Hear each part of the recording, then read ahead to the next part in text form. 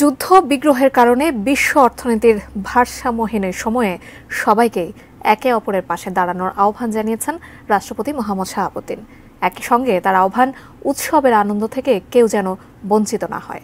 শুভ বুদ্ধ পূর্ণিমা উপলক্ষে আয়োজিত এক সংবর্ধনা অনুষ্ঠানে রাষ্ট্রপতি এ আহ্বান জানান। বুধবার বিকেলে বঙ্গভবনে আয়োজিত এ অনুষ্ঠানে সারা দেশ থেকে আসা বৌদ্ধ সম্প্রদায়ের বিভিন্ন সংগঠনের নেতা, পেশাজীবী সহ প্রায় ৮০০রও বেশি অতিথি রাষ্ট্রপতির সঙ্গে শুভেচ্ছা বিনিময় করেন।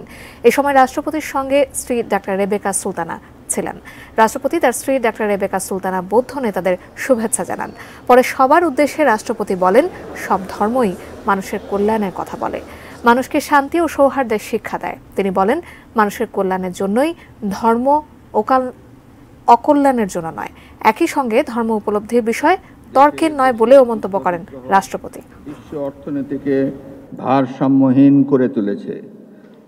বাংলাদেশ সহ বিশ্বের বিভিন্ন দেশের আর্থ সামাজিক খাতেও এর নেতিবাচক প্রভাব পড়েছে।